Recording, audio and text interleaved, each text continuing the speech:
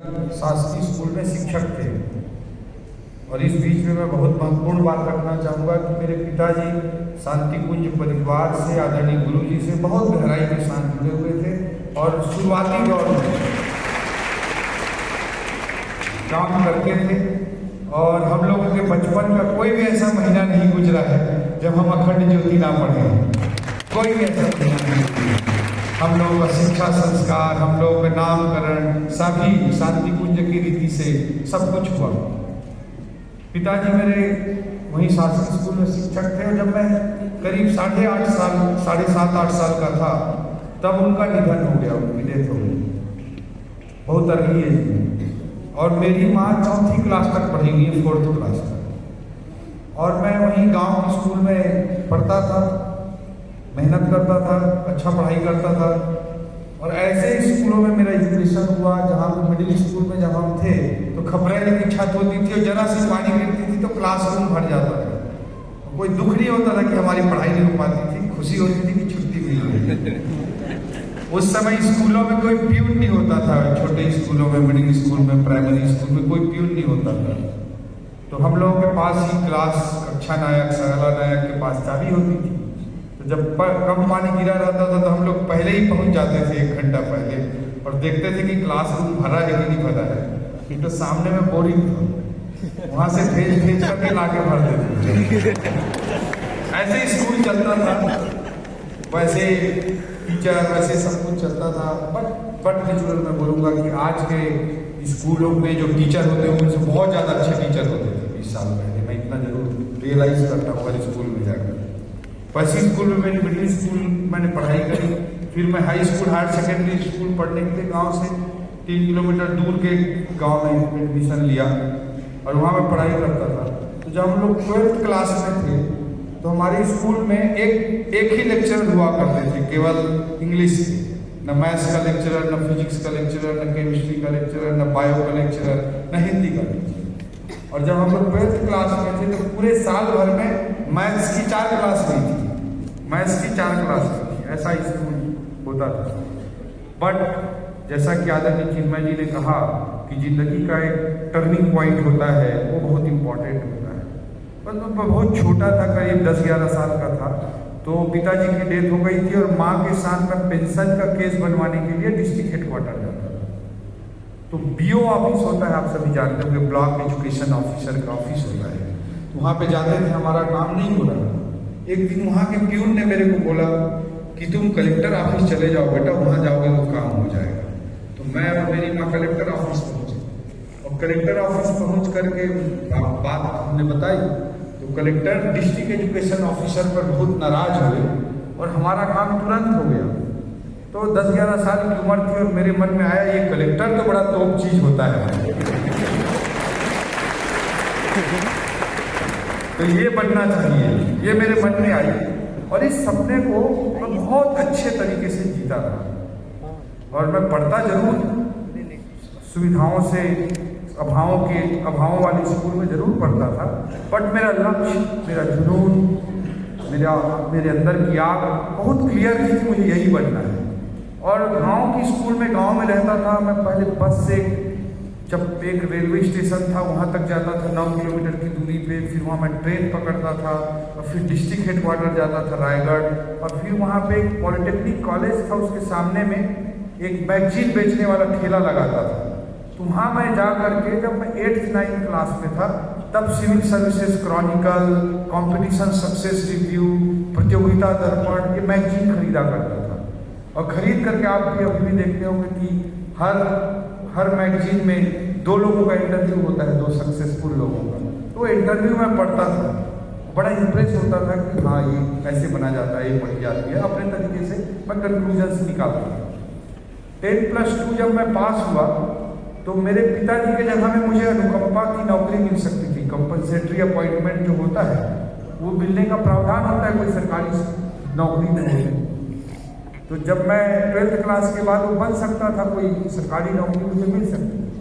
But मेरी 4th पढ़ी हुई माँ ने मुझे कहा कि बेटा इस चक्कर में, इस छोटे नौकरी के चक्कर में तुम मत पड़ो, जिंदगी में कुछ भी बड़ा करो।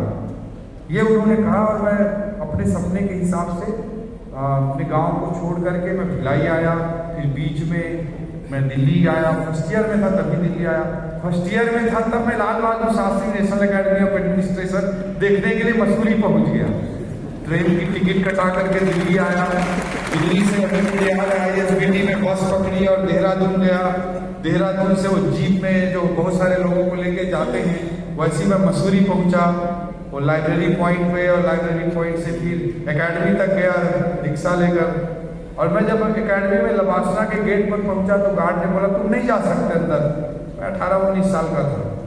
तब मेरे को बड़ा धक्का लगा और मैं वहीं पे जिंदगी में सोचा कि IAS बन के जरूर आना है, और यही गार्ड एक दिन सैल्यूट करके मुझे अंदर बुलाएगा, ये मुझे जरूर करना है। ऐसे विचारों के साथ मैं मसूरी से फिर दिल्ली आया। दिल्ली में अभी मैं जो याद है पटेल चेस्ट पे कुमार बुक डिपो हुआ करता था, आप लोग बहुत सारे लोग जानते हैं। हम तो उनके बहुत सारे सेंटर खुल गए अनिल जी के। वहाँ पे मैं जाकर के किताब मांगने लगा, तो मैं IAS की किताबें मांग रहा था। तो उन्होंने बोला तुम क्या करोगे जी? बहुत छोटा था मैं। अनिल जी ने बोला, तो अनिल जी को मैं बोला मैं IAS की तैयारी करता हूँ। तो बड़े खुश हुए, इम्प्रेस हुए, पूछने लगे कहाँ से आए हो, क्या है। उन्होंने सारी किताबें दी और उन्होंने अपना टेलीफोन नंबर भी दिया और मुझे बोला कि कोई भी किताब की जरूरत हो तो मुझे फ़ोन कर देना, मैं कुरियर कर दिया। ऐसे ये यात्रा आगे बढ़ती गई और ईमानदारी के साथ मेहनत। 12th के बाद मेरा बिट्स पिलानी में भी सिलेक्शन हुआ था गांव में पढ़ते पढ़ते, लेकिन मैं ज्वाइन नहीं किया कि मुझे बस IAS करना है और कुछ नहीं करना है। मैं प्राइवेट टाइप ग्रेजुएशन किया, कॉलेज में नाम लिखा रखा था मगर कॉलेज जाता नहीं था, और कभी 4% अटेंडेंस था मेरा फाइनल ईयर।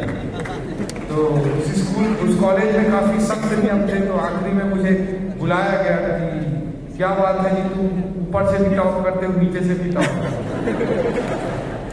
तो वो डिसिप्लिनरी इंचार्ज जो प्रोफेसर थे उन्होंने मेरे को सिंगल अलाउ किया एग्जाम देने। अदरवाइज कई लोग एग्जाम भी नहीं देने देते थे, बड़ा सख्त कॉलेज था।